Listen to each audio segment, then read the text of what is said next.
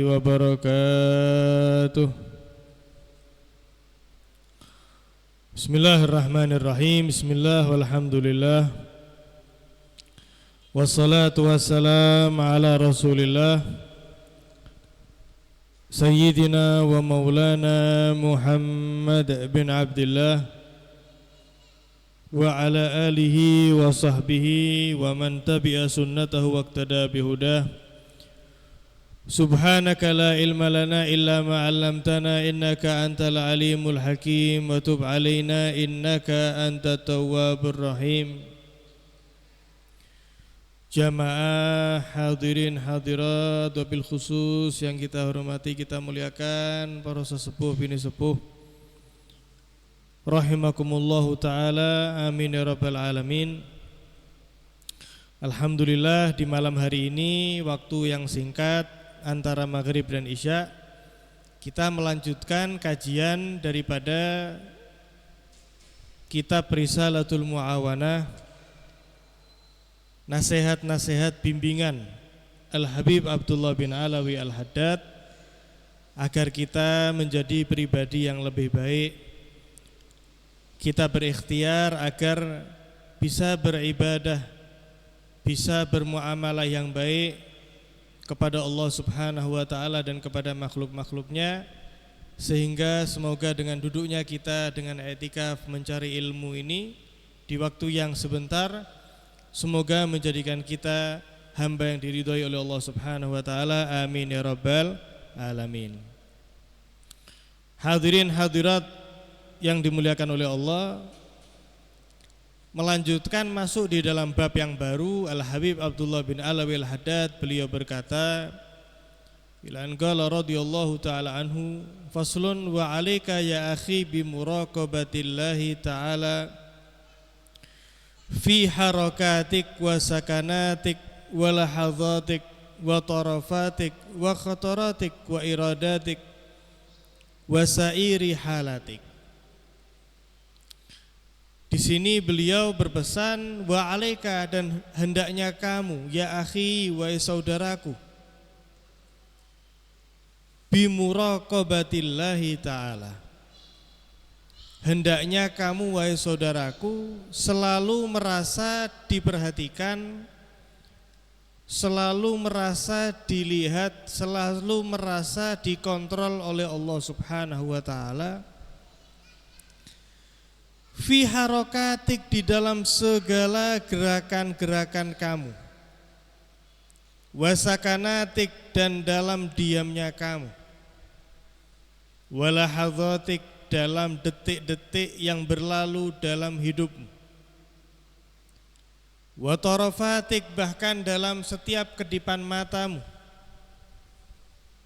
wa khataratik, dan apa yang terlintas pada hatimu, wa iradatik, dan dalam segala yang engkau inginkan, wasairi halatik, dan dalam segala keadaanmu.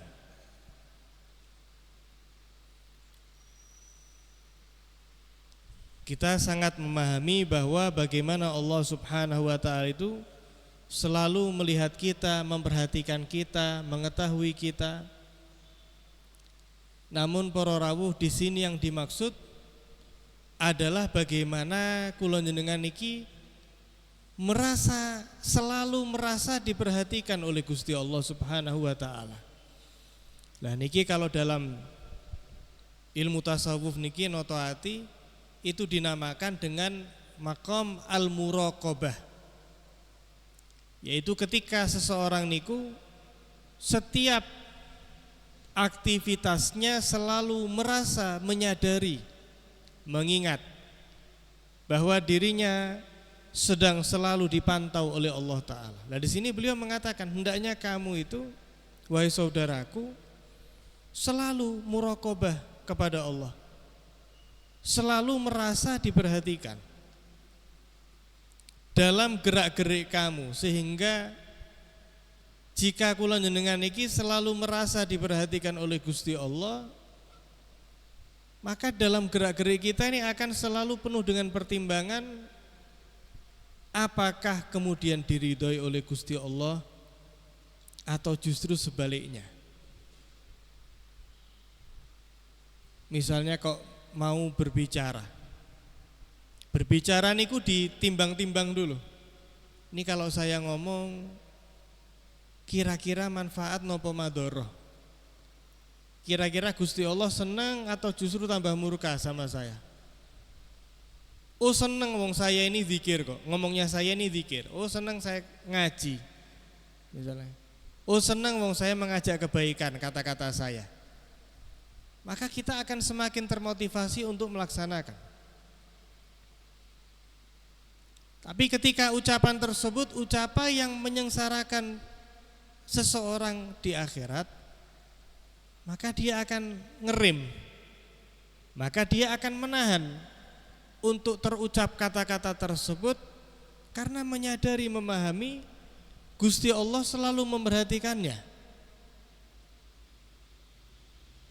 Misalnya kok pengen ngerasani, misalnya dia ini punya bahan rasan-rasan misalnya, wis sudah di ujung mulut nih, tinggal keperucut saja. Tapi dia paham, ya Allah niki selalu dipantau niki kali Gusti Allah. Wis jangan wis timbang Gusti Allah nanti gak ridho, sudah seperti itu nanti saya menanggung di akhirat.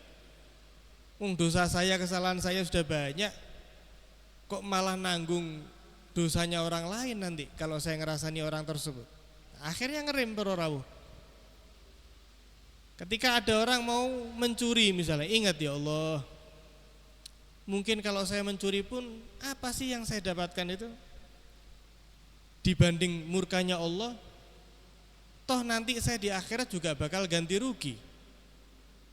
Dia ingat, maka itu akan ngerem. Wasakanatik, dalam diamnya kamu selalu terpantau oleh Allah Ta'ala. Apakah diamnya itu baik atau buruk? Kalau diam atas kejelekan, ya berarti kurang baik. Nggih, kurang baik. Sebagaimana yang pernah kita sampaikan itu, ketika ada seseorang yang dizolimi, kemudian ada orang lewat tahu ada orang yang dizolimi, diam saja, nah, maka mendapatkan azab dari Allah. Nah niku diam yang tidak dibenarkan berarti. Walahadzatik, setiap detiknya kamu.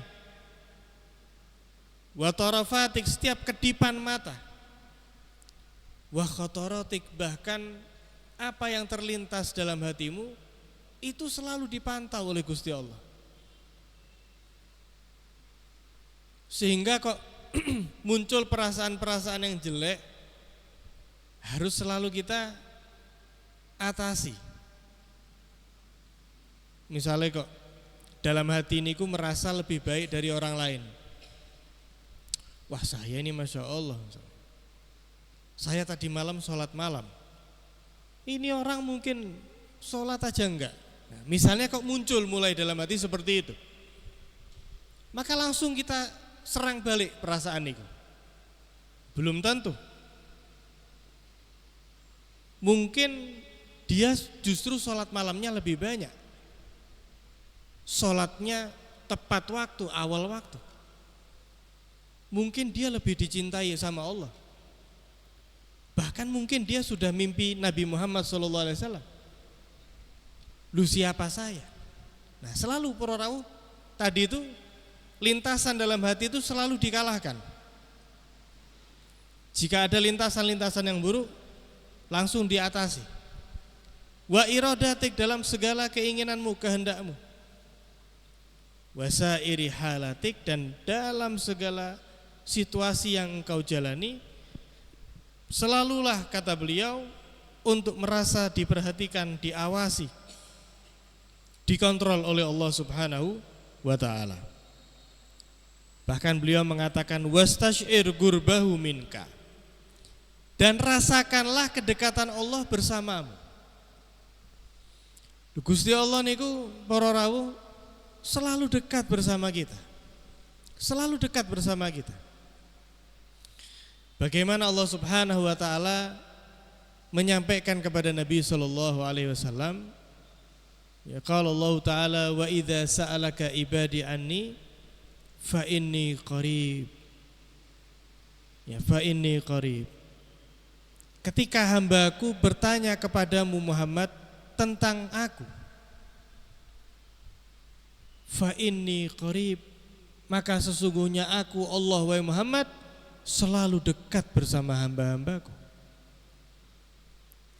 Para rawuh, kalau kita lihat nggih di ayat Al-Qur'an itu banyak sekali redaksi yang mirip seperti ini.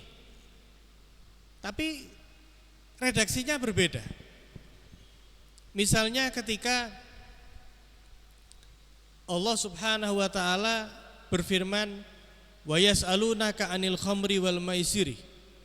Qul fihima itsmun kabirun wa manafi'ul linnas."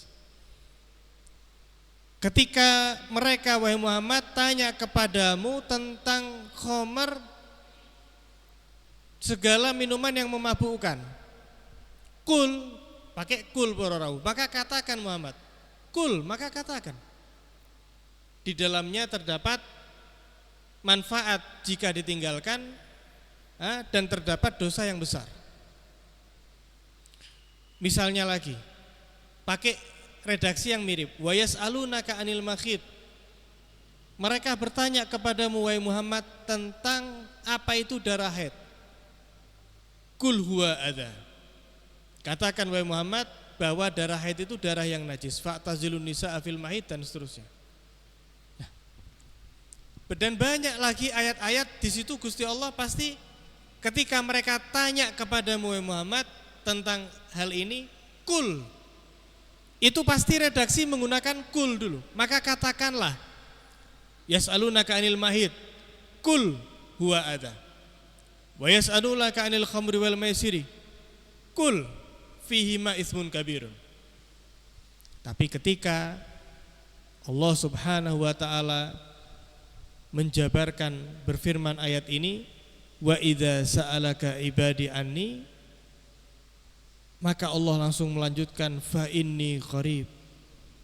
Gusti Allah tidak menyatakan fakul inni qarib. Ketika hambaku tanya kepadaku, bukan fakul, katakan Muhammad kepada mereka inni qarib, tidak. Syekh Muhammad Mutawalli Asy-Sya'rawi di sini beliau menjelaskan dalam tafsirnya, ini ingin menunjukkan kepada kita bagaimana kedekatan Allah dengan hambanya.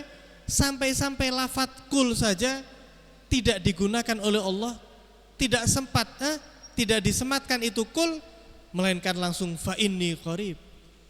Maka sesungguhnya aku wahai Muhammad selalu dekat bersama hamba-hambaku. Dalam firman yang lain Gusti Allah menjelaskan, menjabarkan, menegaskan, wa nahnu aqrabu ilaihi min hablil warid. Dan sesungguhnya aku lebih dekat bersama hambaku melebihi daripada urat yang ada di lehernya sendiri. Gusti Allah niku selalu bersama hambanya. Tinggal saniki yang menjadi pertanyaan, apakah kita merasakan kedekatan tersebut napa mboten? Allah selalu dekat bersama kita. Kita yang merasakan kedekatan tersebut apa tidak? Sehingga para rawuh sebetulnya apa yang dirasakan oleh seorang hamba niku kok merasa sumpak, merasa gelisah, merasa jauh dari Gusti Allah.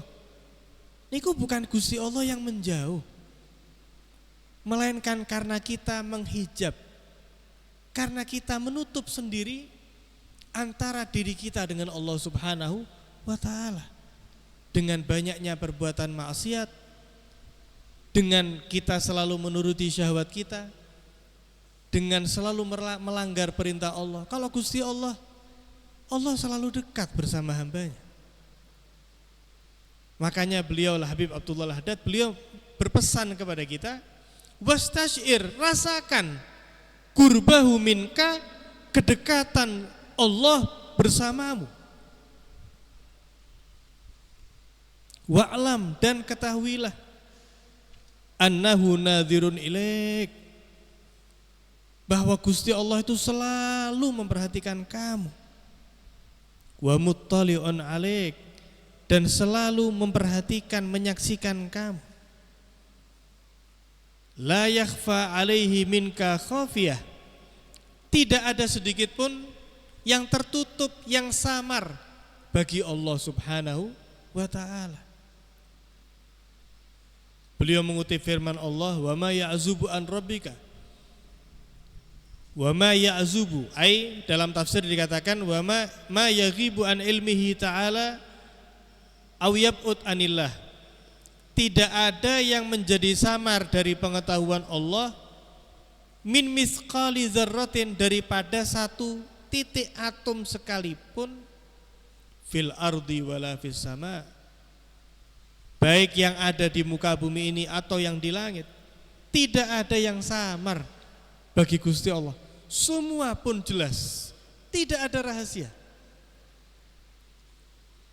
Dalam firman yang lain, wa in tajhar bil qawli fa innahu ya'lamu sirra wa akhfa, ketika engkau mengeraskan suaramu, fa innahu ya'lamu sirra wa akhfa, maka ketahuilah, sadarilah bahwa Allah Subhanahu wa ta'ala ya'lamu sir, Gusti Allah niku selalu mengetahui rahasia, wa akhfa minasir, bahkan yang lebih rahasia dari rahasia niku sendiri. Nah, dikatakan oleh ulama maksudnya lebih samar dari rahasia niku. Kalau rahasia niku apa yang kula jenengan niki simpan dalam hati. Tapi kalau akhfa minasir niki, apa yang akan kita rahasiakan. Apa yang akan kita rahasiakan niku sudah diketahui oleh Allah Subhanahu wa ta'ala.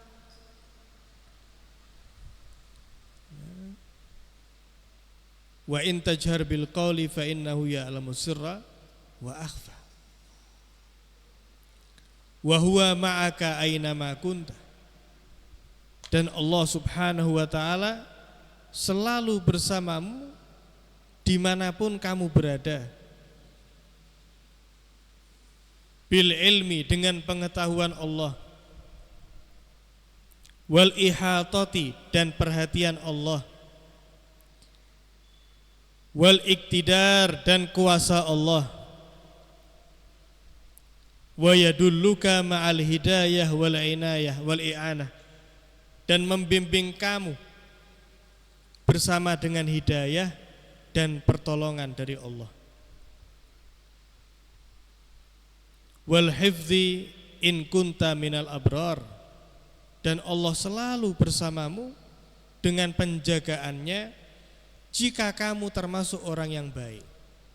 Nah, ini kalau kita pahami, jika kita pahami para rawuh, bersumber dari hadis Nabi SAW, ihfazillah yahfazka.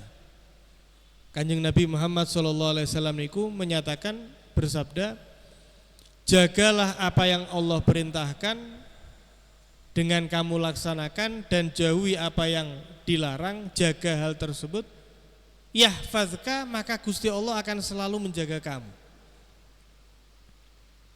In kunta minal abrar, jika kamu termasuk daripada orang yang baik, maka Allah akan selalu bersamamu dengan penjagaannya. Fastahi min maulaka haqqal haya, maka kamu merasalah malu, min maulak, dari Tuhanmu Allah, haqqal haya, dengan sangat malu yang sebenar-sebenarnya. Nah, kalau misalnya para rawuh, seseorang niku bekerja di kantor, wah full CCTV, dia akan berupaya bagaimana caranya dia bekerja dengan baik, dia tidak melanggar aturan, supaya bisa menghasilkan kerja yang baik, supaya atasannya bisa senang, bisa-bisa dia diangkat jabatannya karena disiplin. Maka kita ini diajak oleh beliau, "Mbok yo kamu itu punya rasa malu jika kamu itu hendak berbuat maksiat kepada Allah Subhanahu wa ta'ala." Ketika ada seseorang ingin bermaksiat, para rawuh, kemudian berkata kepada Sayyidina Ibrahim bin Adham, "Wahai Sayyidina Ibrahim, izinkan saya untuk bermaksiat." Kaget nih. Santri-santri Sayyidina Ibrahim bin Adham niki kaget, "Lu, wah kurang ajar niki. Loh, minta izin kok minta maksiat." Tapi kali Sayyidina Ibrahim niki beliau tiang bijak, arif. Stop. Gimana maksudnya minta izin maksiat? Nggih pun saya ndak kuat. Wis saya pengen maksiat wis los. Akhirnya para rawuh kali Sayyidina Ibrahim niki beliau saking bijaknya nggih. Beliau mengatakan, "Oh iya enggak apa-apa. Monggo, kamu boleh bermaksiat, tapi jika jenengan niki menyanggupi 5 syarat yang akan saya sebutkan. Kalau 5 syarat niki sanggup, maka monggo maksiat sepuasnya boleh." Oh seneng nih. Oke, apa syarat yang pertama wahai Sayyidina Ibrahim? Yang pertama, kalau jenengan niku mau bermaksiat, maka boleh, tapi jangan di alam semesta yang dimiliki oleh Allah Ta'ala. Bingung nih, wah ya saya dimanapun ya, mau di hutan, mau di gunung, di dasar laut, mau naik pesawat, semua adalah tempat yang dimiliki oleh Gusti Allah Subhanahu wa ta'ala. Wah ya mboten saged Sayyidina Ibrahim, saya mau sembunyi dimanapun, yaitu hakikatnya milik Allah Subhanahu wa ta'ala. Saya mau sembunyi dimanapun, mau di rumah, mau di kamar, mau di ujung gunung, mau dimanapun, saya akan menginjak buminya Allah Subhanahu wa ta'ala. Wah ya Allah, boten sakit saya. Oke, kamu tidak mampu. Syarat yang kedua wis, kamu boleh bermaksiat, tapi sekiranya di tempat yang Allah tidak bisa melihat kamu. Bingung, wah ya gak mungkin. Allah Ta'ala Rabbul Alamin, Tuhan semesta alam, akan mengetahui secara detail apapun yang terjadi. Wah boten sanggup Sayyidina Ibrahim, gak mungkin. Mau ngumpat dimanapun bakal terlihat oleh Gusti Allah, bakal diperhatikan. Gak mungkin itu. Sesuatu yang mustahil saya berbuat kemudian tidak dilihat oleh Allah. Oke. Syarat yang ketiga, kamu boleh bermaksiat, tapi jangan memakan rizki dari Allah Ta'ala. Tambah bingung niki. Niki nakal-nakal orang tersebut tapi masih tahu ilmu. Tidak mungkin wahai Sayyidina Ibrahim, Gusti Allah pun menyatakan, berfirman, "Wa ma min dabbatin fil ardi illa 'alallahi rizquha." Tidak ada satupun daripada yang hidup melata di muka bumi ini melainkan rizkinya telah ditanggung oleh Allah Ta'ala. Loh, saya mau maksiat apapun pasti rizkinya itu ya dari Allah Ta'ala, pemberian dari Allah yang disalahgunakan. Niki pun mulai ditegur kali Sayyidina Ibrahim, loh kamu itu makan rizki dari Allah, kamu dikasih oleh Allah kecukupan, loh kok tambah kamu gunakan untuk melanggar, membuat murka Allah Ta'ala. Loh apa kamu itu enggak malu? Mulai mikir nih, seorang pemuda tersebut mulai merenung, mulai berpikir. Pun syarat yang keempat, kamu boleh bermaksiat, tapi dengan catatan Jika malaikat Israel datang, kamu minta perpanjangan waktu. Ditunda dulu malaikat Israel nggih, besok saja. Nek gak tambah dibatek nggih kali Sayyidina kali malaikat Israel. Lho nek Kanjeng Nabi SAW mungkin para rawuh. Nabi niku menjelang wafat didatangi oleh malaikat Israel dengan sangat akhlak, sangat sopan. Kanjeng Nabi tanglet, "Ya Israel, ji'ta zairan am qabidon?" Wahai Israel, kamu ini datang kepada saya dalam rangka sowan, mengunjungi, apa mencabut nyawa. Maka dengan sopan malaikat Israel menjawab, "Ji'tu zairan wa qabidon in syi'ta ya Rasulullah." Saya ini datang ya Rasul untuk berkunjung kepada jenengan, sekaligus nggih mencabut nyawa jenengan, itu pun in syi'ta kalau panjenengan mau, kalau panjenengan ridho, rela, kalau boleh perintah niki dari Gusti Allah saya cabut nyawanya. Loh niki Kanjeng Nabi. Ada kemungkinan sowan, ada kemungkinan mencabut nyawa. Lah kalau jenengan, lah kalau kita ini malaikat Israel pun datang.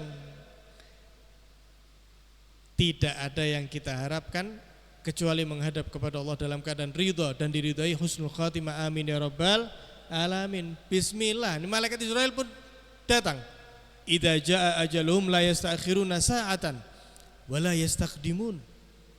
Ketika malaikat Israel datang, ketika ajal sudah tiba, maka tidak ada satupun makhluk yang dapat mempercepat atau mengundur.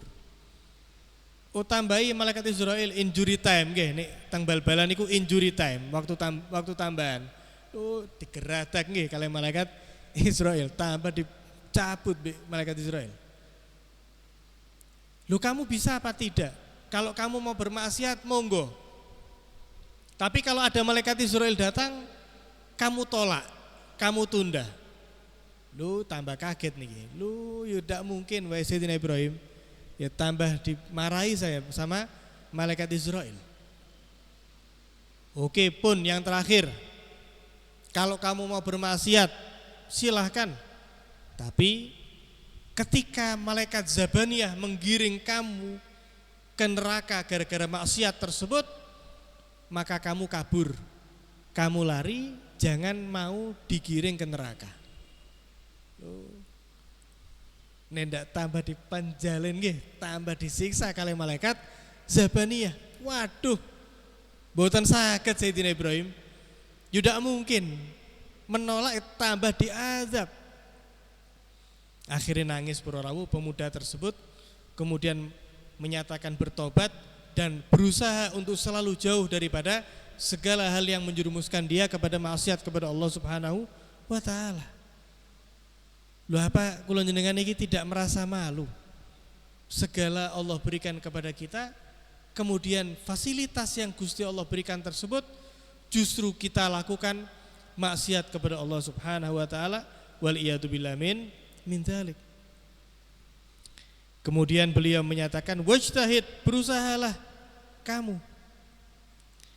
an la yaraka haitsu nahak, berusahalah agar Gusti Allah itu tidak melihat kamu di tempat-tempat atau waktu-waktu yang Allah larang ada di dalamnya.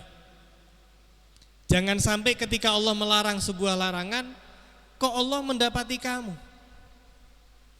Gusti Allah melarang kamu minum minuman keras, lah kok mendapati kamu. Berusahalah kamu jangan sampai Allah mendapati kamu dalam hal yang Allah larang. Wala yafkiduka haitsu amarak. Jangan sampai Gusti Allah niku tidak melihat kamu di tempat yang justru Gusti Allah perintah kamu. Gusti Allah memerintah hamba-hambanya sholat. Jangan sampai Gusti Allah tidak mendapati kamu tidak sholat. Gusti Allah memperhatikan hamba yang lain sholat. Kamu jangan sampai tidak ada, kamu harus ada. Gusti Allah memerintahkan hambanya untuk mengaji, kamu harus ada, jangan sampai Allah tidak mendapatkan kamu. Gusti Allah memerintahkan untuk berzakat, bersedekah, jangan sampai Allah tidak mendapati kamu dalam perintah-perintahnya. Wa'budhu ka'annaka tarah, dan ibadahlah kamu kepada Allah seolah-olah kamu menyaksikan langsung kepada Allah. Fa illam takun tarahu, namun jika engkau tidak dapat bagaimana menyaksikan Allah dalam ibadahmu dengan baik, fa innahu yarak, maka ketahuilah bahwasanya Allah Subhanahu wa taala, yakinilah Allah selalu memperhatikan kamu. Ini makom para rawuh. Dalam agama niku, dalam Islam itu ada, dalam agama itu ada 3 rukun. Al-Islam, Al-Iman, Al-Ihsan. Islam dengan rukun Islam yang kita ketahui itu ada 5, ada iman dengan rukun-rukunnya, dan yang terakhir ada ihsan. Ini termasuk rukun agama. Napa niku ihsan? Anta abudallaha ka'annaka tarahu. Ketika engkau mampu beribadah dengan khusyuk, dengan hadir, dengan pengenalan yang terbaik kepada zat Allah, ka'annaka tarahu, seolah-olah engkau menyaksikan Allah secara langsung. Ketika berpuasa, ia menyadari, menyaksikan Allah. Ketika sholat, ia menghadirkan dalam hatinya sedang menghadap Allah Subhanahu wa ta'ala. Fa illam takun tarahu, jika engkau tidak sanggup bagaimana menyaksikan Allah dengan baik, fa innahu yarak, maka ketahuilah bahwa Allah menyaksikan kamu. Ada 2 makom para rawuh. Jika kita bahas tadi itu makom al-muraqabah, seseorang fa illam takun tarahu fa innahu yarak, jika engkau tidak mampu menyaksikan Allah dengan baik, maka ketahuilah Allah memperhatikan kamu, muraqabah. Tapi ketika seorang hamba niku baik di dalam muraqabah, selalu konsisten merasa diperhatikan oleh Allah, maka pada puncaknya ia akan menggapai maqam yang disebut dengan maqamul musyahadah. Ketika seseorang dalam gerak-geriknya, bahkan dalam lintasan hatinya, selalu memperhatikan, menyaksikan keagungan, keluhuran Allah Subhanahu wa taala. Seperti biasa ketika kula njenengan niki memahami bagaimana pentingnya muraqabah, maka bagaimana cara kita untuk muraqabah? Al-Habib Abdullah bin Alawi Al-Haddad menjelaskan penjelasan tersebut. Kiat-kiat kula njenengan niki bisa merasa muraqabah yang insyaallah akan kita bahas di pengajian yang akan datang. Mudah-mudahan yang sedikit ini bermanfaat. Sallallahu ala sayyidina Muhammadin wa ala alihi wa sahbihi wasallam. Assalamualaikum warahmatullahi wabarakatuh.